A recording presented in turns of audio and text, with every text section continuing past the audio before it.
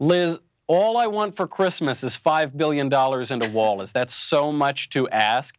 What's clear in this change of tone is that there are simultaneously two different messages going out from the White House. President Trump, in his Oval Office meeting with Chuck and Nancy, doubled down. He said, I will own the shutdown. I will shut down the government. I'm proud to do it for border security. Stephen Miller on Face the Nation came out. He said, yes, if we must, we will shut down the government. Absolutely. For border security. The Democrats are so insistent on open borders, we will own that. Then you have this separate response from Sarah Sanders and Kellyanne Conway saying, well, we don't really want to shut down the government. Well, we can get money elsewhere. Well, maybe we don't need $5 billion. That latter approach, and I respect both of those women immensely, but that latter approach is the conventional wisdom, that we don't want to own a government shutdown, that it looks bad, that voters will punish us. I just think it's not been borne out historically. In 2013, Republicans shut down the government. We were told it was going to ruin us in the elections. What happened? We had a great election in 2014. We took the Senate. I think President Trump and Stephen Miller have this right.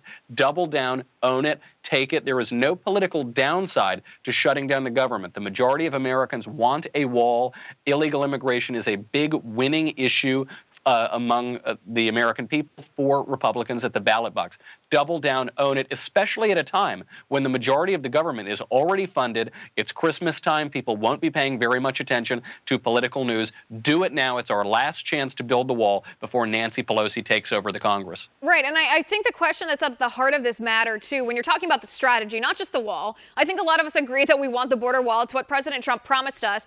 But the heart of the matter when it comes to the strategy of defeating Democrats is this question. Would Donald Trump have won this fight had he stood his ground, if he actually was willing to shut down the government? He was not willing to cave to Nancy Pelosi and Chuck Schumer's whining and their, cries of immorality, even though they voted in the past for a border wall. Would he have won this fight? Would Democrats have ultimately caved once the government was shut down?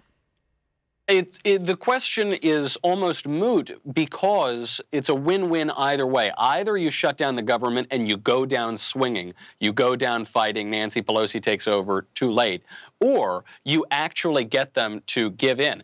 The conventional wisdom, the traditional wisdom, is that Democrats won't cave. They're going to wait until they come into power in just a month and take over the House of Representatives. But this is such a losing issue for them. I think it's an example of Democrats bluffing. They're going out there with a straight face. They're saying, we want to abolish ICE. We want open borders. We want amnesty. They know. They looked at focus groups. They looked at the polling from the midterm elections. They know this won't help them at the ballot box. I think they would buckle if President Trump held their feet to the fire on this. But the signs now coming out of the White House and from the press secretary seem to suggest they're not going to stay the course and actually shut down the government to give us the wall.